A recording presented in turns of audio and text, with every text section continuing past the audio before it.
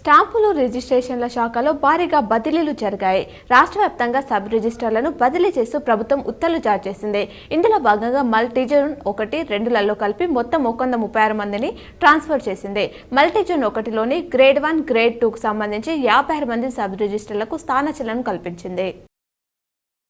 ఉత్తర తెలంగాణ రాష్ట్రంలో ఆర్మూర్ అసెంబ్లీ నియోజకవర్గం రాజకీయంగా ఎంతో ప్రాధాన్యత కలిగిన ప్రాంతమని, ఈ అసెంబ్లీ నియోజకవర్గానికి ఎమ్మెల్యేగా గెలుపొందిన తనకు ఏ విధమైన ప్రోటోకాల్ను అధికారులు ఇవ్వడం లేదని ఆర్మూర్ ఎమ్మెల్యే పైడి రాకేష్ రెడ్డి ఆక్రోశాన్ని వెళ్లగక్కారు.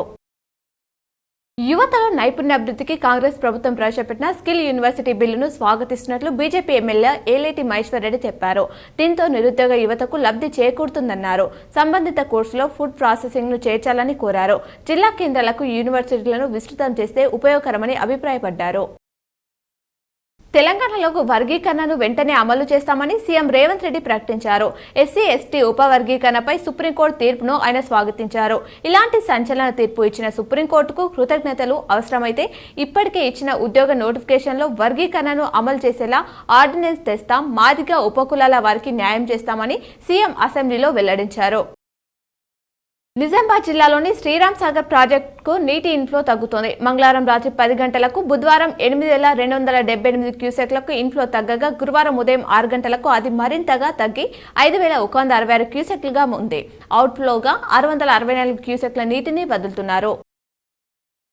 రాష్ట్ర వ్యాప్తంగా అన్ని కళాశాలలో ఇంటర్ ఫస్ట్ ఇయర్లో చేరేందుకు గడువు పొడిగించారు. ఈ నెల 20 వరకు ప్రవేశాలకు అవకాశం కల్పిస్తున్నట్లు ఇంటర్ బోర్డు కార్యదర్శి శృతి ఓజా ఓ ప్రకటనలో తెలిపారు. అంతకుముందు కూడా గడువు పొడిగించిన సంగతి తెలిసిందే.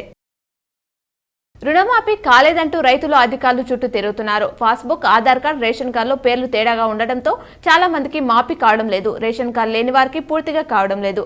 అలాంటి వారికి గ్రామ పంచాయతీలో కమిటీల ద్వారా త్వరలోనే కుటుంబ నిర్ధారణ చేశాక రుణమాఫీ వర్తిస్తుందని అధికారులు చెప్పారు. తమ పార్టీకి చెందిన మహిళా ఎమ్మెల్యేలపై సీఎం రేవంత్ వ్యాఖ్యలను నిరసిస్తూ బీఆర్ఎస్ ఎమ్మెల్యేలు నల్ల బ్యాడ్జీలు ధరించి అసెంబ్లీకి హాజరయ్యారు. తన వ్యాఖ్యలపై సీఎం క్షమాపణలు చెప్పాలని డిమాండ్ చేశారు. అటు సీఎం వ్యాఖ్యలపై చర్చించాలని బీఆర్ఎస్ నేతలు సభలో వాయిదా తీర్మానం ఇచ్చారు. నిజామాబాద్ జిల్లాలో వీధి కుక్కల బెడద తీవ్రంగా ఉన్న నేపథ్యంలో వీధి కుక్కలకు ఆపరేషన్ల కోసం నిజామాబాద్లో ప్రత్యేక సెంటర్ను ఏర్పాటు చేసినట్లు మున్సిపల్ కమిషనర్ తెలిపారు. రోజుకు సుమారు 15 నుంచి 20 వీధి కుక్కలకు కూని ఆపరేషన్లు చేస్తున్నట్లు వివరించారు. అయితే వీధి కుక్కల నియంత్రణకు అధికారులు చర్యలు తీసుకున్నప్పటికీ నగర ప్రజలు సహకరించాలని వైద్యులు మున్సిపల్ డిప్యూటీ కమిషనర్ కోరారు.